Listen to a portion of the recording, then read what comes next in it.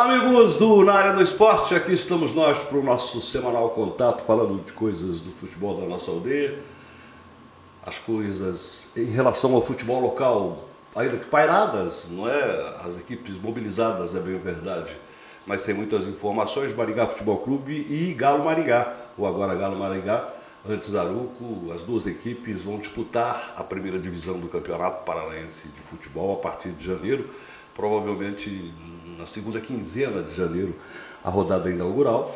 Os dois times estão qualificados, lembrando que o Maringá Futebol Clube e o Galo Maringá são equipes que se mantiveram na primeira divisão com desempenho considerado bom, né? Dentro das expectativas. O tricolor maringaense chegou a ser semifinalista, perdeu para o Atlético, e a equipe o ano passado, este ano, 2023, ainda Aruco, chegou às quartas de final e acabou sendo eliminado pelo Operário. Portanto, campanhas dentro da expectativa, mas aquém da expectativa que se tem com a temporada próxima, não é? Porque, pelo que a gente observa nas entrelinhas, tanto o Maringá Futebol Clube como o Galo Maringá não vem para apenas participar da competição, vem para disputar o título, por que não? Não é? No caso do Galo Maringá, uma quarta de final foi possível nesta temporada, por que não uma semifinal, talvez uma final na temporada seguinte? O mesmo pensa o Maringá que em 2022 chegou à condição de finalista, decidiu o título com o Curitiba, agora vem para o Campeonato Paranaense de 2023 com foco no título. E por que está autorizado o Maringá Futebol Clube, está autorizado também o Galo Maringá a considerar a possibilidade de chegar às semifinais da competição? Porque o Campeonato Paranaense, sabemos todos, é um início de temporada para as equipes consideradas grandes do estado, no caso Curitiba e Atlético Paranaense, que são times da primeira divisão. Curitiba, pelo menos, ainda é em 2023, claro que corre o risco de ser rebaixado, mas são equipes da primeira divisão e elas fazem o chamado experimentalismo nesta fase inicial da competição, nesse estadual, não levam muito a sério. E em função disso, os times do interior podem, se estiverem bem estruturados, por que não, chegarem sim à final do Campeonato Paranaense. Recentemente, em 2021, viram vocês, os finalistas foram Londrina e Futebol Clube Cascavel. O Maringá Futebol Clube chegou à semifinal, antes em 2022 tinha chegado à final. Portanto, não é tão incomum como foi em décadas passadas um time do interior chegar à final do campeonato. A possibilidade, portanto, existe e é preciso, naturalmente, consciência na montagem do elenco. E é isto que a gente projeta, que a gente prevê, que estão fazendo as diretorias de Maringá Futebol Clube e de Galo Maringá. Não há muitas informações, diferentemente de antigamente, quando o jornalismo esportivo, a ele era permitido o setorismo. Você podia extrair informações, uma conversa aqui, outra conversa acolá com um dirigente mais boca aberta, você podia fazer uma previsão, estão tentando contratar tal jogador, mas hoje é impossível, hoje há um ferrolho, há um fechamento. As informações que a gente tem, que o jornalista esportivo tem dos dois clubes, aliás de todos os clubes do futebol brasileiro, isso é linha de regra, são aquelas informações disponibilizadas pela assessoria de imprensa. Por sorte, no nosso caso, nós temos boas assessorias de imprensa. O Maringá Futebol Clube tem uma competente assessoria de imprensa que sempre nos abastece com as informações, e o mesmo acontece com o Galo Maringá. O João Bulhac, do Galo Maringá, e o Rodrigo Araújo, do Maringá Futebol Clube. Estes profissionais, estas equipes de profissionais disponibilizam sempre informações. Agora, são informações que eles querem, informações que interessam ao clube e à agremiação, e isto é muito natural, convenhamos, não é?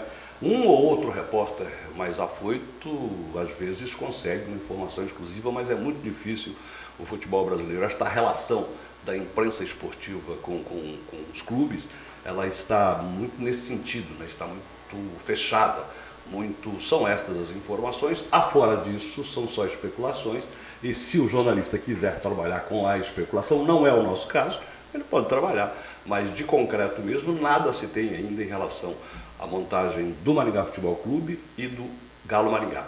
Em relação à comissão técnica, a gente sabe, o tricolor renovou o contrato com o profissional Jorge Castilho. O Silvio Canuto, que era seu auxiliar, não faz parte mais do elenco, se desligou em comum acordo, um profissional que deu muita contribuição para o Maringá, ele foi de uma importância muito grande para a comissão do Jorge Castilho. Havia uma harmonia no trabalho entre esses dois profissionais e os demais componentes da comissão técnica, mas o Silvio Canuto não pertence mais. O Jorge Castilho, sim, ele continua como treinador do time maringaense. Se consta, já está viajando por aí, pelo que soube, pelo que sabemos, andou aí vendo jogos da Série B, andou vendo jogos da Série A. O Trombeta, o Maurício Trombeta e o Jorge Castilho estão viajando por este Brasil afora para ver jogadores sobre os quais há o interesse do Maringá Futebol Clube. E as contratações, os anúncios de novas contratações devem estourar ainda neste período de outubro, porque para novembro já há o início da pré-temporada, não é?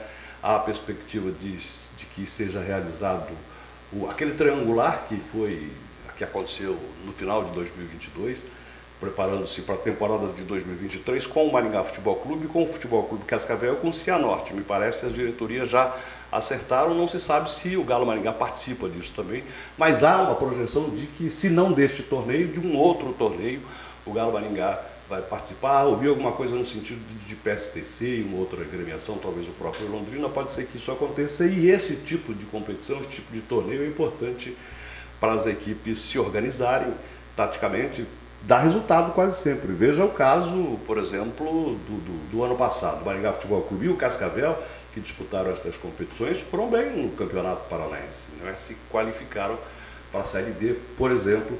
Então é interessante porque os times, os técnicos, os treinadores vão ajustando as suas equipes para uma estreia boa e para um desempenho bom no estadual de 2024, que, repito, tende a começar na segunda quinzena de janeiro. Em relação aos clubes paranaenses nas séries nacionais, o que é que temos? Temos o Atlético brigando pela ponta verde da tabela, não é, para ser um dos 4 e conseguir vaga da Libertadores, e temos o Coritiba se debatendo para evitar o rebaixamento. Está numa situação bastante complicada o Coritiba que tem no seu elenco o jogador do Maringá, o Matheus Bianchi, emprestado. Não vem sendo titular, pelo menos não é titular absoluto, tem sido acionado ao longo das partidas, mas não é um titular absoluto. Isso nos autoriza a projetar que esse jogador seja devolvido ao Maringá Futebol Clube. E se não serve ao Coritiba, se não está conseguindo ajudar o Coritiba a se afastar da zona de rebaixamento, para o Maringá Futebol Clube, sabemos, é um jogador muito importante, foi um jogador importante na temporada de 2023, e talvez ele retorne para o Maringá Futebol Clube. Não há nada de confirmado nesse sentido, há só uma possibilidade, uma expectativa de que isso aconteça. Outro jogador que está emprestado do Maringá Futebol Clube, que foi titular e que pode retornar, é o Robertinho. O Robertinho está servindo o Juventude na Série B do Campeonato Brasileiro. O Juventude até faz uma campanha interessante nesta segunda divisão nacional, mas o Robertinho não é o chamado titular absoluto. Então, quando se empresta um jogador, há cláusula na negociação, no sentido de que há opção de compra de parte deste clube. Agora, por uma questão de lógica, a gente pensa o seguinte: se o jogador está titular, ele é imprescindível e a compra pode se concretizar. Não é o caso do Robertinho, não vem sendo titular, pode ser que volte, e se não é bom para o Juventude, para o Maringá Futebol Clube, certamente será para o estadual de 2024. Isto se repete no caso do Mirandinha. O Mirandinha, que agora recentemente foi para o Paysandu do Pará para disputar a Série C do Campeonato Brasileiro. Também está sendo usado na competição, não é? O Papão de Belém, o Paysandu, está fazendo uma boa campanha, mas o Mirandinha também não é titular absoluto, não é? Então, isso nos autoriza a considerar que estes jogadores talvez não sejam adquiridos em definitivo por estas agremiações, e se isso não acontecer, retornarão, e se retornarem, serão muito bem aproveitados pelo Jorge Castilho, isso no caso do Maringá Futebol Clube no Campeonato Paranaense. Isso, e antes de despedir, agradecer às comunidades, às confrarias que nos acompanham. Não há como destinar abraços a todos.